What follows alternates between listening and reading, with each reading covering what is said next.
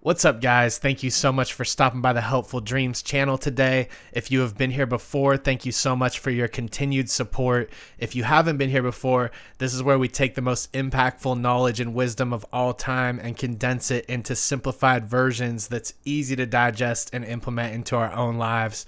If you came across this channel, then chances are you're working to become the best version of yourself.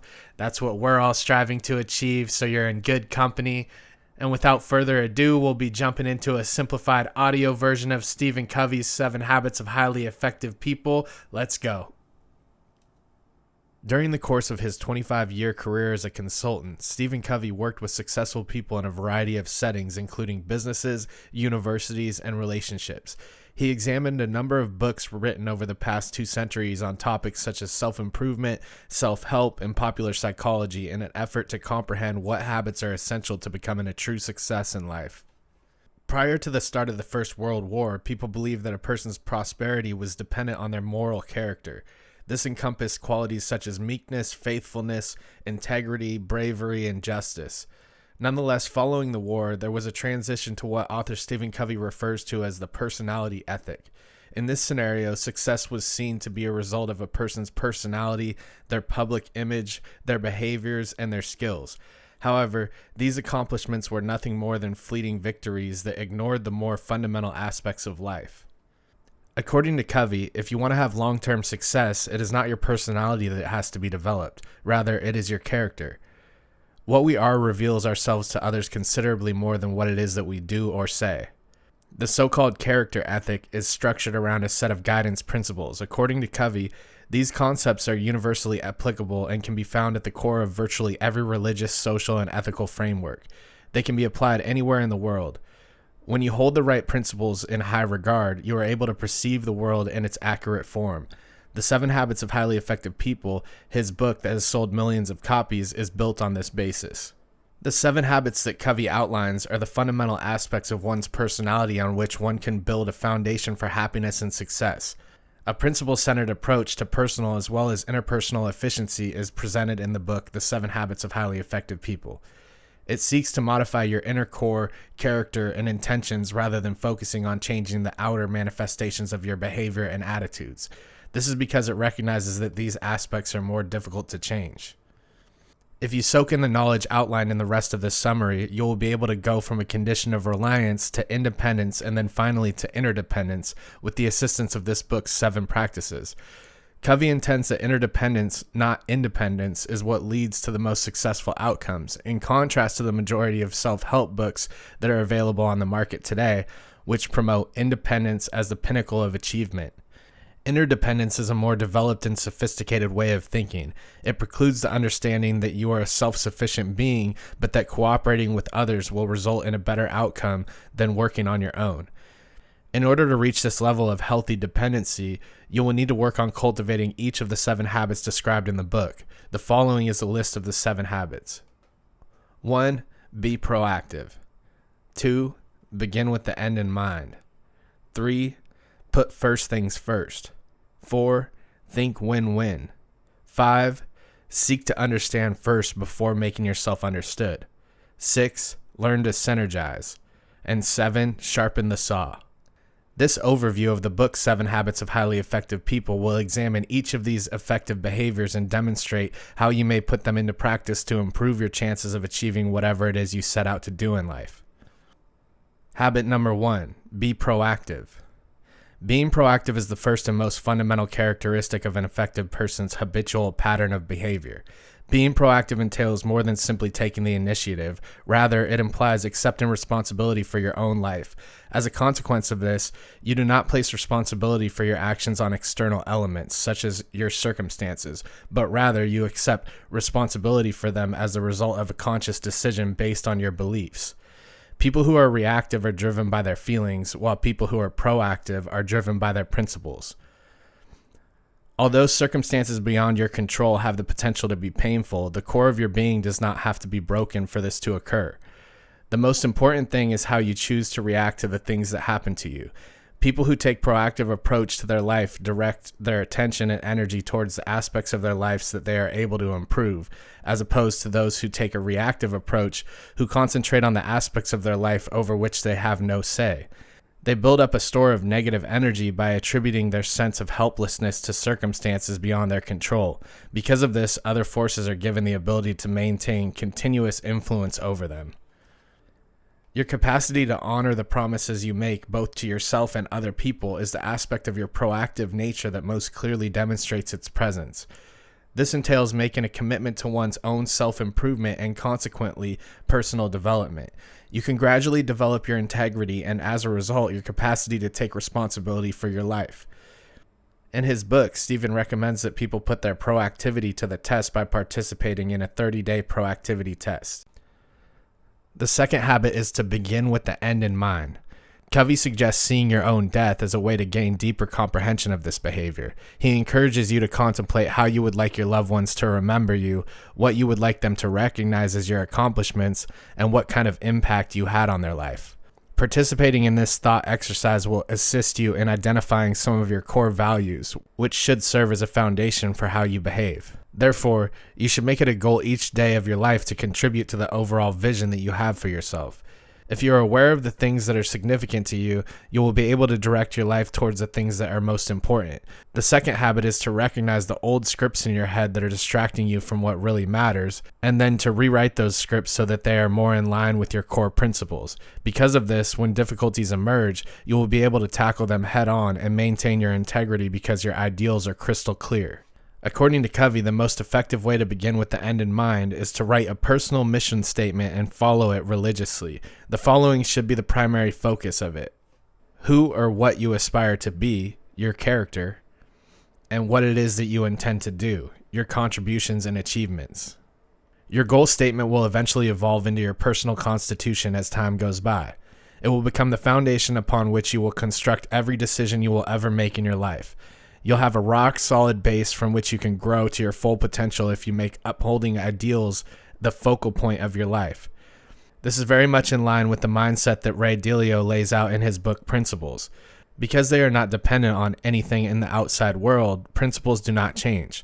A life guided by principles allows one to develop a perspective on the world that is both more clear and more objective. The third habit is to put first things first. To kick off this new chapter, Covey would want you to respond to the following questions. What is one activity that you could start doing on a regular basis that you aren't doing now that would make a significant difference in your personal life?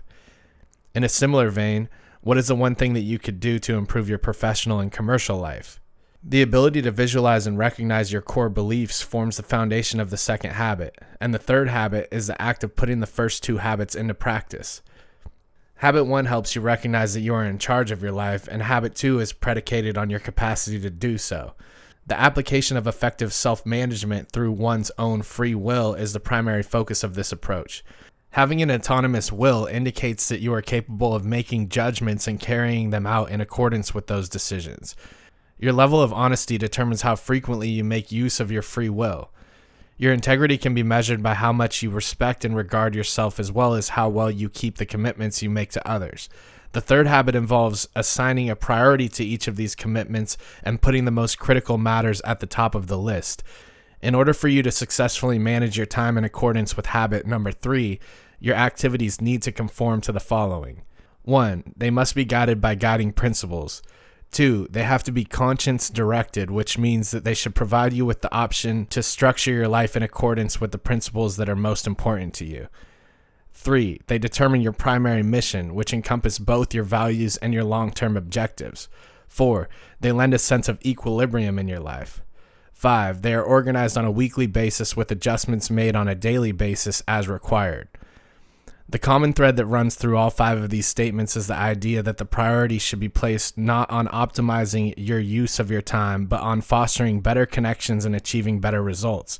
Tim Ferriss, author of The 4-Hour Work Week, expresses ideas quite similar to these in his book, and he contends that the concept of time management is severely flawed. Habit number 4, think win-win. According to Covey, the concept of win-win cooperation is not a method, but rather a philosophy of human interaction. It's a state of mind that looks for ways in which everyone involved might gain from the situation. This indicates that any agreements or solutions reached are advantageous to all sides, and that everyone is content with the way things turned out.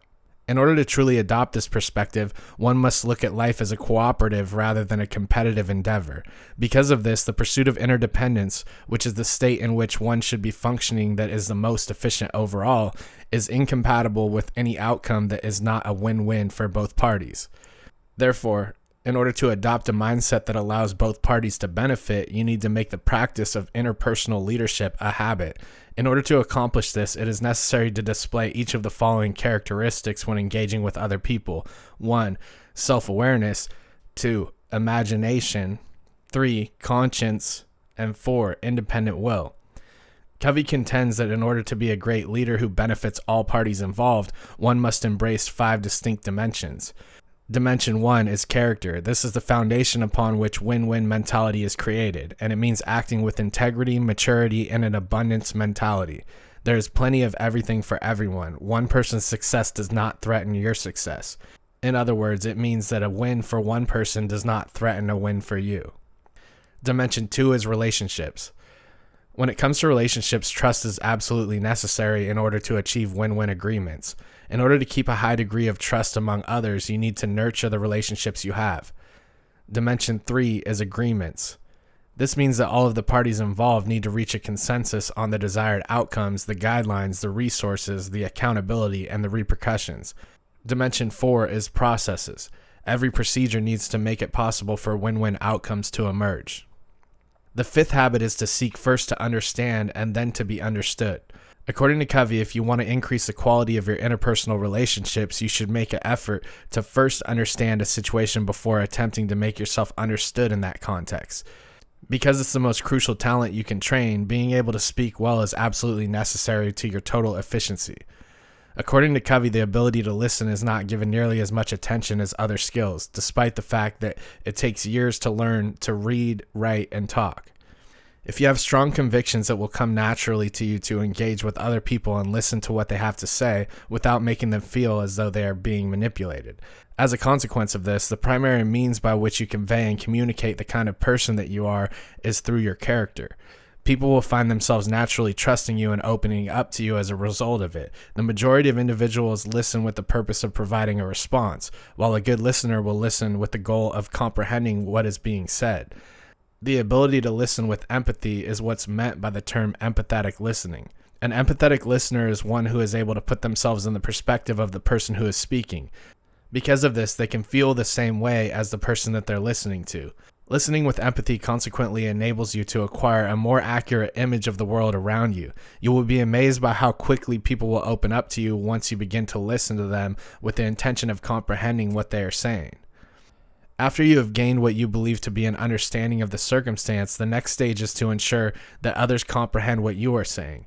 This demands courage. You will be able to express your thoughts in a way that is congruent with the perspectives and concerns of your listener if you make use of what you've learned from empathetic listening. Because of this, the trustworthiness of your ideas will grow because you will be communicating with the audience in the same language that they understand. Habit number 6, learn to synergize. When synergy is functioning at its highest level, it includes the aspiration to arrive to agreements in which all parties involved benefit, and it emphasizes the need of empathetic communication. This is the essence of leadership that is centered on principles. Because it is predicated on the idea that the whole is more powerful than the sum of its parts, it has the effect of bringing people together and realizing their latent potential. The true test is to integrate the concepts of synergist creativity and cooperative problem solving into your everyday social interactions. Covey contends that situations involving synergistic interpersonal group collaborations are frequently overlooked, despite the fact that they ought to be a regular part of one's life. Synergy can be broken down into its component parts: a creative process with openness, vulnerability, and communication. It implies finding a way to reconcile the intellectual, emotional, and psychological differences that exist within a group of individuals. Here is where one's creative potential might truly blossom. Synergy is defined as effectiveness as a result of interdependence. This requires cooperation, the development of teams, and the establishment of a sense of unity with other people. The seventh habit is to sharpen the saw. This seventh habit is all about improving yourself in many ways through the following 4 aspects of renewal. The 3 pillars of physical health are proper nutrition, exercise, and stress management. This involves taking care of your physical body by exercising regularly, eating properly, and obtaining enough sleep. In terms of social and emotional aspects, we value service, empathy, harmony, and an innate sense of safety. You will experience a sense of safety and significance as a result of this. Meditation, value clarification, and commitment are all essential parts of spiritual practice. By putting your attention on this aspect of life, you bring yourself and your internal value system into greater alignment. Reading, imagining, organizing one's thoughts, and writing are mental activities. Constantly furthering one's education is synonymous with intellectual growth. This is absolutely necessary for maximum efficiency. To continually and routinely put into practice all 4 of these drivers of behavior is what we mean when we talk about sharpening the saw. Given that you are the instrument through which other people experience your work, this is the single most significant investment you can make in your life. It is important to tend to each area with balance, as overindulging in one area means neglecting another one. This may be avoided by maintaining a healthy equilibrium. However, one beneficial impact that results from sharpening your saw in one dimension is that it has a knock-on effect that results in positive effect in another dimension. This is because of the linked nature of the dimensions. For instance, if you concentrate on improving your physical health, you will unintentionally also enhance your mental health. This, in turn, produces a virtuous cycle of growth and change that leads to increased levels of self-awareness in the one who experiences it. As you climb up the spiral, you will need to acquire more knowledge, make more commitments, and carry out a greater number of tasks in order to become an increasingly effective individual. All right, guys, congratulations on making it to the end of our simplified version of Stephen Covey's 7 Habits of Highly Effective People. I hope you enjoyed it. I hope it's easy to digest and implement into your own lives. Please subscribe to the channel if you like this simplified wisdom, and we're going to continue to spread this wisdom and knowledge to the masses. I appreciate your guys' support. Thank you for stopping by, and I'll see you guys in the next one.